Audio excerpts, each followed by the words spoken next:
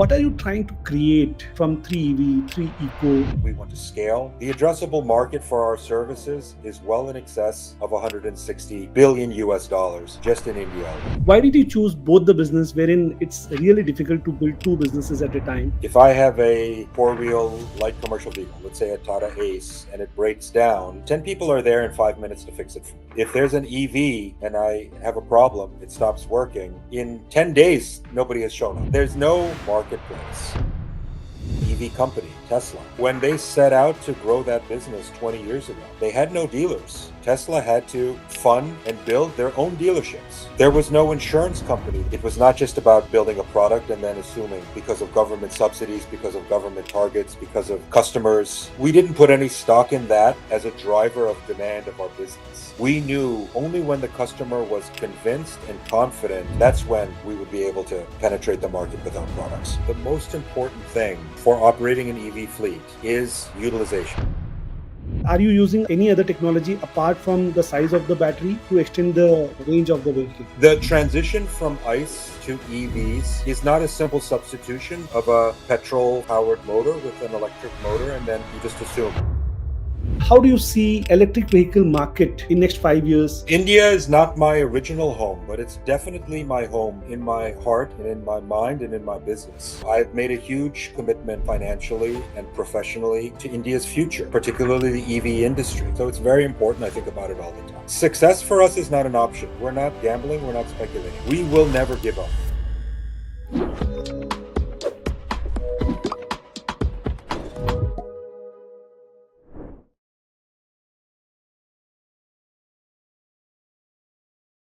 Hello, everyone. So, welcome to another episode of the Vision Grid. And we are tapping the EV industry one by one. And today we have an amazing personality here, Peter Voelkner. So, how are you doing, Peter? Very well. Thank you so much for inviting me for this podcast. It's a real honor to have this discussion with you. I'm looking forward to a great conversation. Lovely.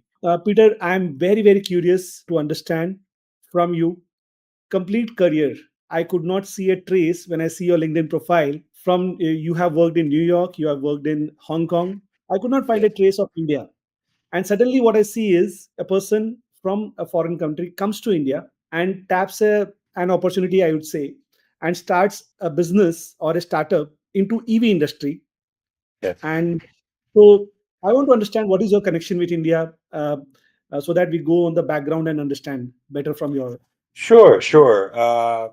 I can go back also and just personalize it a little bit, talk about Yes. myself and how I got here, because I'm currently 55 years old. And I first became an entrepreneur 10 years ago when I was 45 years old. And that's what brought me to India from Hong Kong, where I was working at the time. But for the 20 years before that, I was working as an investment professional in New York City. I'm a US citizen, but I'm the son of two immigrants. My father is German, my mother is Filipino from the Philippines. And actually, I was brought up from the earliest days. My father was an economist in the United Nations. And my first memory is living in Africa. We were living in Ethiopia in 1973, 74, right at the time that there was a revolution there. So it was, interesting background. But then we lived in Asia, we lived in Far East Asia, in parts of Europe, obviously with non-US parents. I've always had a very global perspective. And that's not only when it comes to economies, and I studied economics as an undergrad, and I got my MBA as well in New York City. Not only from that standpoint, but even more importantly, from a people perspective. Seeing people from all walks of life, from all backgrounds, all nationalities, all languages, many times where I didn't speak the language, but I was there anyway, trying to fit in. And having that as my background, going back to the earliest days of my life as a child, really gave me an appreciation for all different cultures, all different locations, and the opportunities to engage and the eagerness to engage and find ways to have an impact and to connect with people so that together, we could create something that I could participate in, right? And My father was an economist at the UN for many decades. Then he also became a businessman. That's why he was living in Hong Kong, where he was running a photovoltaic business. And I followed in his footsteps in a way, where the first 20 years I was an investment professional, ending as a portfolio manager at quite a large hedge fund in New York, but then decided that I wanted to become an entrepreneur, start businesses. And after studying companies for 20 odd years, very intensively, due diligence, meeting with managements, investing in them over long periods of time on behalf of our investors, I wanted to put into practice some of those things that I observed and learned. What were good managers? What were good businesses? What were the trends that I thought, were exciting in the marketplace for business, for development?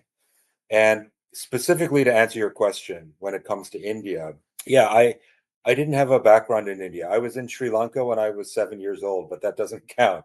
Uh, I didn't have a background in India, but in one of my jobs, we had quite a large portfolio in India when I was working at Sansar Capital in 2008 to 2010. And I kept some very good friends and relationships with the portfolio managers and analysts who were responsible for investing in India. And that was quite some time ago. But I had a basic understanding of the lay of the land in India. What were the opportunities? What were maybe some of the challenges? And it gave me the confidence to come to India in 2015, understanding there were very powerful demographic trends, the age of the population, the trajectory that was going on with a relatively new government at that time. And we've seen the successes that have been achieved since then. Also, some of the specific aspects within India that were compatible with my needs. English is a nationally recognized language. The education level is extremely sophisticated within India and internationally. The skill set was at a very high level. And in some cases, when it was domestically focused, it needed to benefit from international standards, global standards of business operations, strategy, and development. And that's where I felt that coming in as an outsider, sort of a non Indian national, with an experience as a financial analyst, as an investor, and approaching the challenge of being an entrepreneur in India as a foreigner. How do you do foreign direct investment? It was my own funds, my personal resources that I used to start these businesses. How do we go about creating a long-term, sustainable, impactful, and scalable business? So I came in with certain ideas. I learned a lot of things in the early days where I was wrong, where I needed to change my thinking. But ultimately, it has led to the creation of three companies, the last of which is 3eco Systems, founded in 2020, which is a local logistics company operating a pure EV fleet and serving mostly enterprise level customers across 5 cities in India today. Lovely, amazing. I have been in Bangalore for 15 plus years, and I have fortunately visited your plant when I was Right. trying to propose our batteries for you. And I saw two things that I observed. One was culture in the company, the way the people treated when we went there, the people when we went inside. And most beautiful thing that I liked is the plant was so well maintained. Things were happening in a very organized manner. I want to understand one particular aspect: doing businesses rest of the world versus doing business in India. Yes. What were your initial glitches that you faced, and what are what did you learn specifically? 2 3 points if you can share with us. And over a period of time, how did you improve on it, or how did you manage with those things? That's a big question. I could spend a half a day trying to answer the question. So and it's really in two parts. There's the sort of philosophical aspect in terms of answering the question, and then there's the practical aspect. What do we actually do in order to maintain a well run organization? Philosophically speaking, because that's the background of establishing the culture. And culture is critical for having sustainable behavior, right? Building a platform for success. Culture is always important for that. So there has to be some philosophical content. Trust is the most important thing. Trust is the thing that raises people from a commodity type activity. And what I mean by commodity means we can replace you. You're just a commodity. I can also be replaced. I'm just a commodity, you know. Replacing that mentality with loyalty, with a mission orientation, with a long-term commitment and belief in mutual benefits. Trust is required for that. And I did not want to build a company that was based on commodity based exploitation. I did not see that as a sustainable, long term, value creating model. In order to have a business that has trust, that has sustainability, not environmental sustainability, sustainability in terms of profits, in terms of success in the marketplace with customers, in terms of continuous improvement and innovation, sustainability in that sense, sustainability as an organization, and confidently looking into our future. In order to build that with a foundation of trust, we needed to have a rules based model. And those rules had to be clear, they needed to be fair, and there had to be a feedback loop of transparency and accountability. When that's the goal, you know, where we are trying to create a space in which people can come, establish trust, build loyalty to an organization in order to build confidence in their own futures, it starts with, you know, respecting the company, trying to make it clear that this company is here to generate benefits for all stakeholders. Normally we think of shareholders. Well, companies exist to make profits for shareholders. And while that is a true principle in capitalism, the reality is that we shouldn't all just be subservient to shareholders, that that's not the only authority that we answer to. We have a responsibility, of course, to our customers. We have a responsibility, of course, to our staff. We have a responsibility to our government regulators. And when these responsibilities are taken seriously, building a internally consistent model of compliance, of transparency, then produces that sustainable trust, which we can grow the business on. When people think that they are just joining our team on a purely transactional basis, I'm here because you pay me, you're only going to get this much out of them.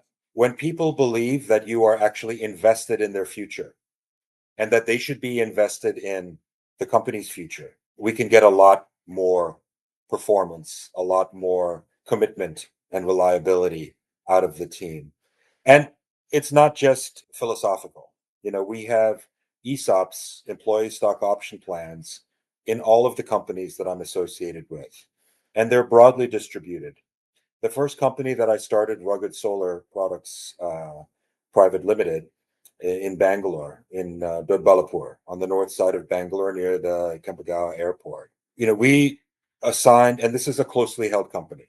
So this is, you know, we haven't had any institutional investors. This is really me and a small group of local partners, local Indian partner investors. You know, we were giving ESOPs even to the maintenance staff in the early days because we wanted to have this sense of community where we were building something with a different attitude within the organization. And we have had extremely strong levels of loyalty and commitment where the turnover in our staff, I don't know what the averages are for the industry, but you know, the factory manager who's becoming a GM, his name is Manjunatha.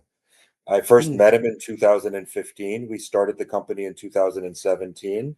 He's been with me for that entire journey, and I think he'll be leading the company for the next 10 years. Same thing with Deepak Ram, our assistant factory manager and chief mechanical engineer. Same thing with Pallavi, our HR manager, which is a critical job position. Obviously, when we're creating an organization based on trust, the HR manager is not just an administrator of salaries and recruiting. They're really there to also set the tone in terms of culture and communicate with the staff in terms of what the long-term commitment and mission of the company is.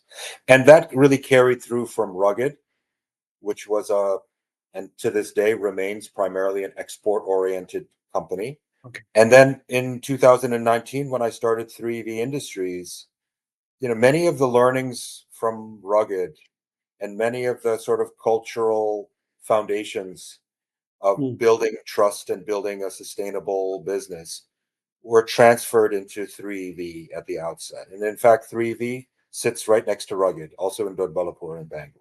That's where our Yeah. manufacturing plant is. We're now at 1.4 lakh square feet of manufacturing space under roof, and we plan on continuing to expand. And then it even further carried through to 3 ecosystems, which was founded in 2020. And there, that was really almost like a quantum leap when we start talking about building two manufacturing OEMs, one in the photovoltaic solar space, Rugged Solar, the next in the EV mobility space, 3ev Industries.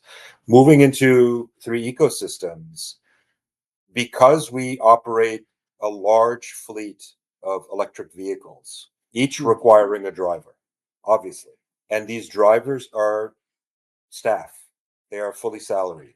Taking the numbers that are needed, more than 1,500 today of these drivers on our rolls and managing them as members of our team, that was a huge challenge. But we have remained consistent in our commitment to treating all of our stakeholders, so that includes our drivers, as Yeah. partners, as loyal teammates. And even though sometimes the attitude coming in is transactional, it's not based on trust, it's not based on kind of a history or an experience where maybe there's been mutual respect in the past that they've experienced. That takes some time to deal with when they come and try to function within our system, but we stay with it. We don't pivot. That's one thing about our businesses also: continuity, consistency, almost like a stubborn drive not to compromise. That's also part of our culture. That's so amazing. I just want to keep listening to these things for a longer time. But the thing is, what you are creating, it's what I can feel while I'm discussing. It's directly coming from your heart, and I could see that when I visited your plant. So, Thank you. Peter, my question next is, over a period of like next 5 years, say 2031, 2030, what are you trying to create? How do you see 3EV and 3Eco over next 5 years? Well, what I set out to do when I came to India 10 years ago was not to operate three different companies or even two different companies. To be the chairman and managing director. Chairman, maybe yes, but managing director, that was not the long term goal. It was to design and build and create sustainable businesses that could scale based on the people, the strategy, the resources, the market opportunity that we saw in these two businesses, 3ev and 3 ecosystems, both focused on EV mobility in their different ways. Of course, I would like to hopefully make them very successful so that I can personally benefit from that. And one of my personal goals is to maybe have a place in Goa where I can retire with my wife. It's a lovely place. It gets cold in the winters here in the United States, so being able to go back and forth and have a base in India, that's something that personally I would welcome. But that's not for me to be the hands-on manager of the businesses for the next 20 years, which I'm fully capable of doing at my age. The goal from day one was to build a team in order to work together. Of course, with me as the leader, as the strategist, as the key decision maker, particularly in the early days, but to build a team that is able to commit to this shared vision. And it's different for each company. So at 3ev, we are very proud of the fact that in our Series A transaction, which is closing this month, We have the support of Mahanagar Gas, the PSU, which is based in Maharashtra, based in Mumbai, as our lead investor.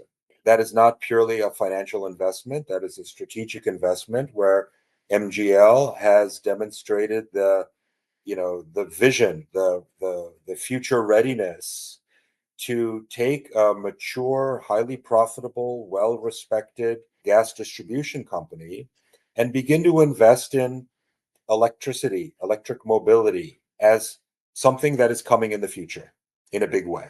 And that is not only their interest in 3EV Industries as a manufacturer of electric vehicles, particularly three-wheelers that they're very familiar with, but even more so, the aftermarket services that 3EV does.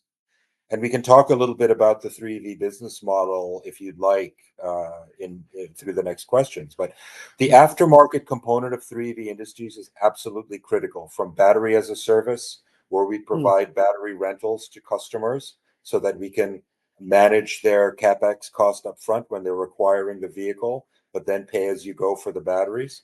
Also for safety, also for convenience, where they can be utilizing different type of battery capacities for different mm, ranges at different times or different uses. Also, our maintenance and service capabilities, which are mandatory for the vehicles to maintain industry leading uptimes. And then we okay. also have the conversion business, which helps to Got it. drive the adoption at lower costs. So, Okay. with Mahanagar Gas as our lead investor through the Series A, I think we have a very strong stakeholder and we have a very clear strategic plan for the business to scale up and grow. And it's not clear whether a public listing is something that we will pursue as a board, but certainly Mahanagar Gas, with their great experience and resources in the public markets, will give us valuable insights as to whether that is the exit strategy and liquidity strategy for some of our early investors, or whether there are other scenarios to consider. Now, when it comes to 3 ecosystems, which is also in the process of completing a Series A transaction, where in this very difficult funding market over the past year, we have succeeded. You'll be the first actually to break this news too.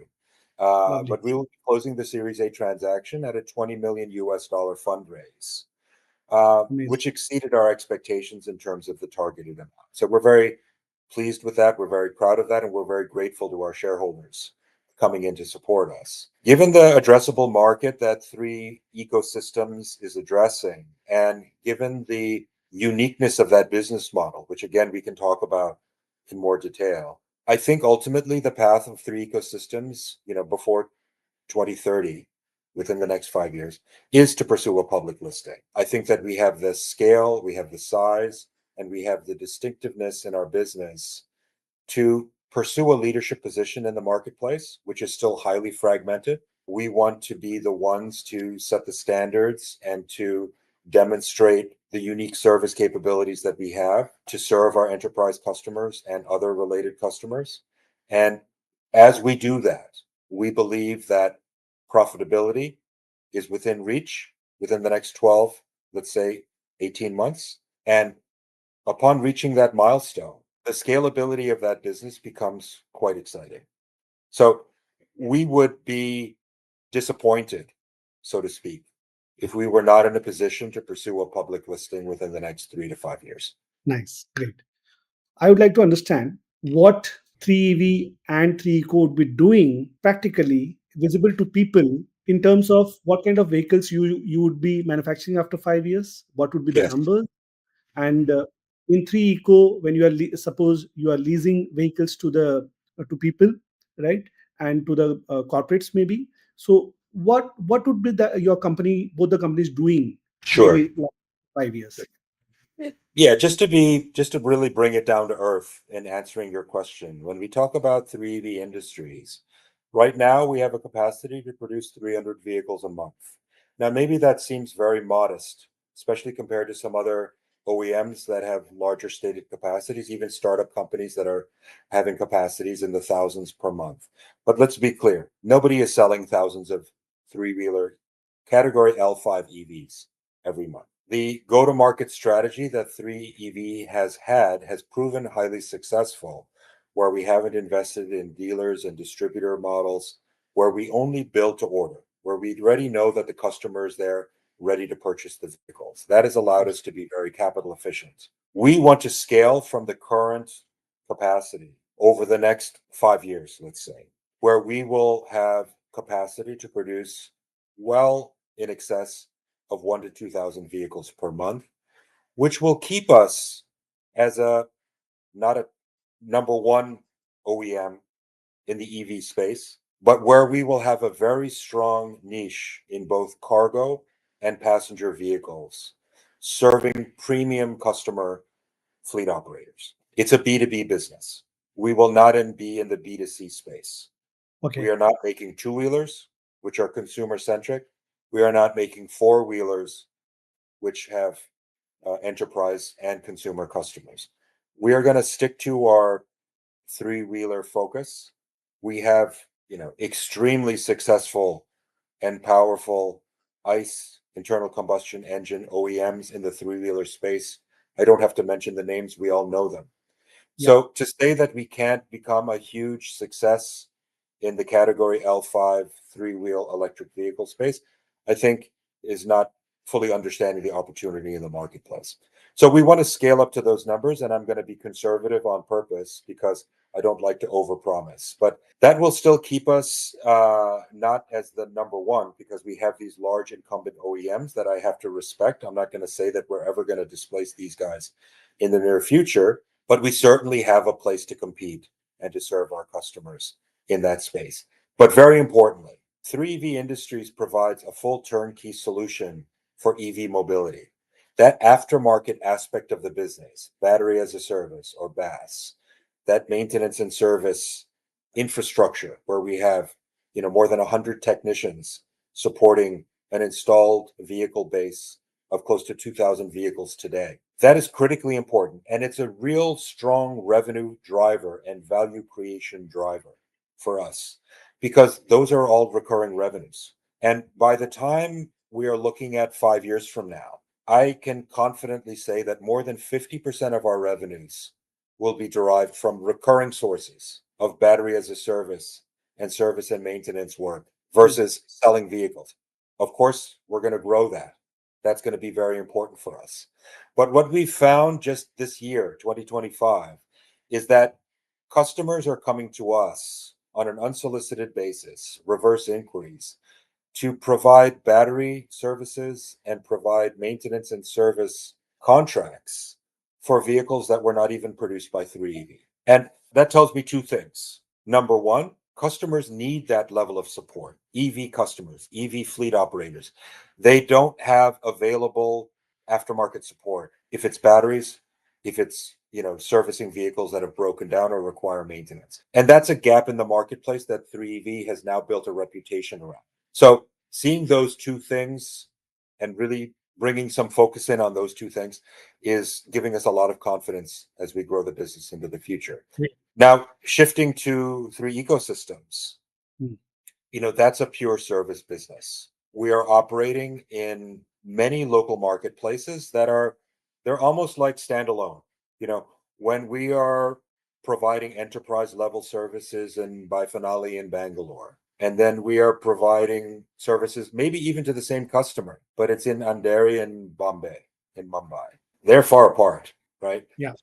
And the way that the work is done before 3ecosystems entered into the picture, they could have been on different planets as far as the people are concerned. They had no connectivity. There was no relationship between the two operations. Building a corporate entity that ties together all these local neighborhoods, all these what we call hyper local marketplaces or ecosystems, because our enterprise customers, whether it's Flipkart, which is one of our most valued customers, or Big Basket, which is one of our oldest customers, or Amazon, or Decathlon, or the platform companies like Porter, or Rapido, or Uber, and others, 3PLs in addition. They want to operate simultaneously in multiple cities, but having the boots on the ground, having the infrastructure, having the management, having the resources that can be managed with high efficiency and productivity, That's missing in the marketplace. I talked about a gap in the marketplace when it came to aftermarket in the case of an EV OEM. The gap in the marketplace when it comes to local logistics is really about command and control. How can I go to Flipkart and say, the services we're giving you in Baifanali, we're going to give you the same thing in Andheri, and we're going to give you the same thing in Hyderabad, in Coimbatore, in Chennai,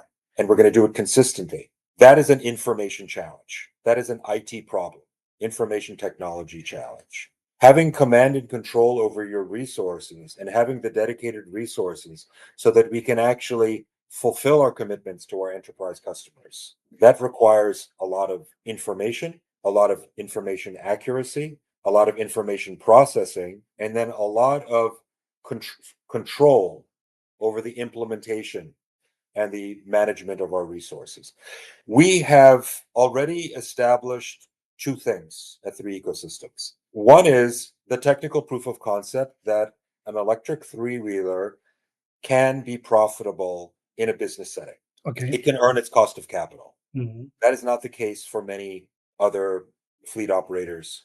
They have not yet figured out how do you make money with an EV. It's supposed to be cheaper to operate, but I'm not seeing it on my finances, right? How do you make this happen? Well, we have proven that technically an EV is able to perform the work, and commercially an EV fleet is capable of being profitable. Wow. With Lovely. that, yeah, with that, obviously we want to scale, and the addressable market for our services is well in excess of 160 billion US dollars just in India alone. Great. Amazing.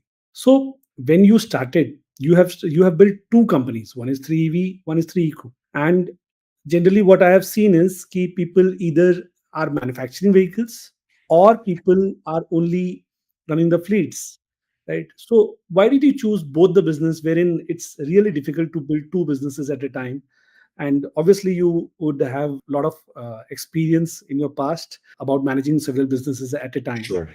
I'd like to understand more about this. Sure. And they are two completely different businesses. Of course, I'm responsible for founding both, and we do have different management teams for each business. We have different lead investors through our Series A in each business. Each business has a different business model, a way to make money, different margin structure, different scalability metrics, different addressable markets in terms of the overall scale that they can achieve.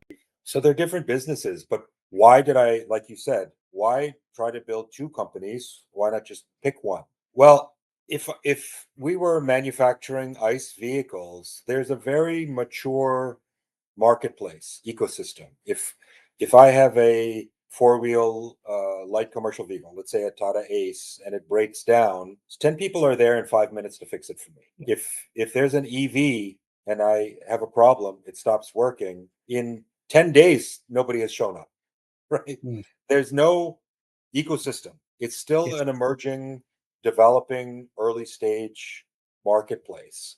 We know that it is technology driven. We know that it is future ready, that it is important for environmental sustainability. It is important for efficiency because electrical devices are more efficient than mechanical devices. We know these things in principle, but implementing that in real terms, that required what we call a partner ecosystem, where manufacturing the vehicle and then knowing how to properly utilize that vehicle in a commercial business setting. That was important. And 5, 6 years ago, when I started off, and why did I even target the EV space to begin with? Well, I targeted the EV space because I had experience as an investor, not only in the emerging, EV marketplace globally since the late 1990s when Toyota started off with the Prius, and there were some other experiments in the EV space, but also the power electronics, the battery technology, all of the associated, affiliated, ancillary marketplaces and technologies that needed to grow up in order to build a robust EV platform. I mean, remember the first EV that was operating in India was operating with lead acid batteries. Mm. That was close to 20 years ago now. But look at how much the marketplace has changed, and we're still in the early stages. So mapping out the entire value chain from knowing what kind of vehicle to make and then knowing how to build a business to use that vehicle that can become profitable.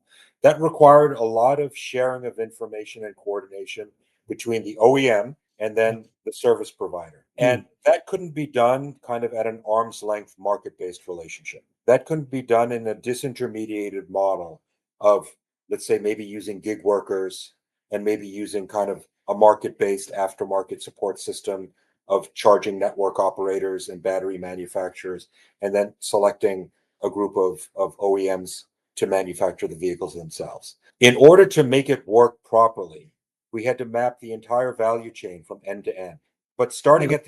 at the end, what is the actual use case for an electric category L5 EV? Starting with cargo, because we launched this business in 2020, Hmm. which is right when COVID happened. Hmm. So passenger vehicles were obviously not going to be at a very high utilization during that period. But cargo was really exploding in terms of demand. So starting with cargo, understanding what are the use cases. And we spoke with the likes of Amazon and Big Basket and NinjaCart and Flipkart, and even bricks and mortar retailers like Decathlon, which had to pivot during COVID times because as a bricks and mortar company, they had to have a delivery model in order to sustain themselves because customers were not shopping in their stores at that time.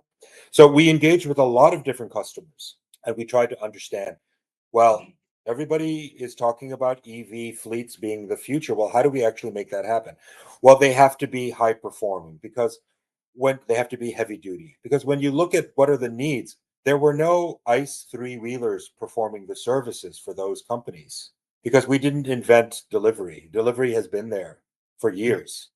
Like we Yes. weren't coming in and saying this is a new thing. What's new is we're using EVs, but the customers, the demand, the marketplace, it was there already. So what are we matching up against? Well, what we're matching up against is that light commercial vehicle on four wheels, that diesel truck, that Tata Ace, for instance, or the like. So we have to compete with that. How do we build a vehicle that can do that work and not just do it as well, but do it with some benefits, some value? How does the customer benefit in order to make that decision to use an EV fleet? And then how do you use that EV feed properly? So that was the beginning of the research and thought process that led to 3V manufacturing heavy duty vehicles, long range, large payloads in terms of loading capacity of 550 kgs, large volumetric capacity. The first vehicle we built, 120 cubic feet of volumetric capacity, where competitors, this was back in 2020, were only making vehicles with a standard 80 cubic feet of volumetric capacity because that was the standard for three-wheel cargo vehicles. Okay. But that was not the standard for four-wheel light commercial vehicles, right? So we were matching those specifications. And then how to then use those vehicles in a commercial setting, well, it wasn't a plug and play. You Hmm. sell the vehicle and the customer knows how to use it. They don't know what batteries to use. They don't know what's the maintenance protocols. They don't know how much weight to put into the vehicles, how much range is possible, how to engage with customers based on what commercial commitments and terms to engage in those, how to do it at a corporate level, which was important in order to secure large enterprise customers, how to do it with a lot of confidence, planning for the future. That means long-term contracts. How do we, you know, buying a an electric vehicle is expensive. One of the things that I mentioned to investors when we're explaining kind of what's different about operating an EV business. Imagine talking to a logistics fleet operator who's running, maybe they're running a Tata Ace or they're running some other light commercial vehicle that runs diesel. Imagine if when you and that vehicle should run for 10 years. That's a kind of an industry standard. Yeah. Imagine that you when you go to buy the vehicle, they present you with the bill and you're not just paying for the vehicle, but you have to pay for the fuel for the next 8 years out of the 10. You have to pay for it now. Yeah. It would be a huge challenge. Well, that's exactly what happens when you buy an EV. Because when you buy an EV, you're also purchasing the battery. And most of the battery cost is not the electricity, it's the battery chemistry itself. And that represents almost 80% of the total cost of fueling that EV, charging that EV, operating that EV for 10 years. You have to pay that upfront. Yeah. When that is realized, when you have that understanding, it's not a plug and play substitution. It's not, oh, I can buy this ICE vehicle or I can buy an EV and they're going to cost me about the same. No, they don't cost the same. This is going to be more expensive on the EV side up front. But if you operate it properly over that 10-year period of time, when you compare that ICE vehicle and you compare it to that EV vehicle, the Okay. cost over 10 years for the ICE is here, and the cost for the EV is here. It's much cheaper to operate, but you Yeah. have to operate it properly. And that was Yes. the understanding as we created three ecosystems, that it wasn't just, oh, we have, ICE fleet operators and we can just do what they're doing, but just swap it out for an EV. No, you had to rethink the entire business and you had to Hmm. build it from the bottom up based on an EV business model, understanding the very large advantages in terms of efficiency, in terms of performance that an EV could provide, but also understanding the challenges, particularly in terms of the cash flow profile. Wow, great. So there is a very, very deep and complex thinking that is required when you are planning any business model. And what I could understand is that just building an EV or building a vehicle was not the solution that you saw. What you saw is after building up the vehicle, when it goes to the road or to the market, people may or may not be aware about the usage of the vehicle. So you ensured that usage also should be under your control, so that either you are able to train people how to use an EV, and Yeah, that's right. uh, A businessman, an investor, someone who is not purchasing the vehicle for personal use. Nobody's driving their children to school in a three-wheel L5, right? yeah. Someone else is driving the vehicle. They're the passenger in the back, or maybe it's shipping around cargo. So when you're talking about business people, I mean, they're in business to make money, and you have to give them a value proposition. You have to say, well, why, right? Why should you use this versus what you've been using and everybody else? It has to be a clear value proposition.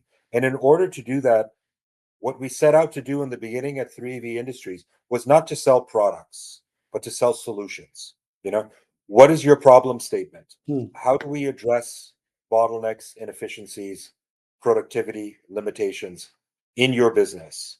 How do we then use the technology of an EV platform to alleviate some of those pain points, to create greater opportunities, to drive business growth, to drive business profitability? That has always been our mindset from day one, is selling solutions and not products at this stage of the marketplace. So there's also, we are not just coming up with this out of the blue. Also, the wealthiest man in the world, we all know his name. We all know the company. It's an EV company, Tesla. And when they set out to grow that business 20 years ago, they had no dealers. Tesla had to fund and build their own dealerships. There were no third party dealers that were willing to sell electric vehicles. Teslas, they had no idea how to sell it. They had no idea how to service these vehicles. There was no insurance company that would insure these vehicles. How can you insure the vehicle? We don't know. What is the safety profile? What is the longevity? What is the resale value, right? There were no companies to finance these vehicles. How do we know what the collateral value is? How do we know what the aftermarket, prices will be, which are all critical for those very mature businesses? And that was in the consumer space where Teslas were being sold to regular consumers, but they had to build internally that ecosystem. And if that company did anything, Hmm. they did that right. They understood, in order for someone to buy an electric vehicle, they had to understand where all the parts that were needed, financing, insurance, serviceability, dealership, where do I actually test drive this thing? It all had to be created in order for that vehicle to be a success. And it has been a success, as we all know. At 3V Industries, we understood that and more. In India, there are certain, specific support measures that were needed from a safety standpoint, from a reliability standpoint, from an educational standpoint of sharing information. As we went to penetrate the market, it was not just about building a product and then assuming, because of government subsidies, because of government targets, because of customers saying, oh, we need 10,000 EV fleet, We didn't put any stock in that as a driver of demand of our business. We knew only when the customer was convinced and confident they had a solution that provided value. That's when we would be able to, penetrate the market with our products.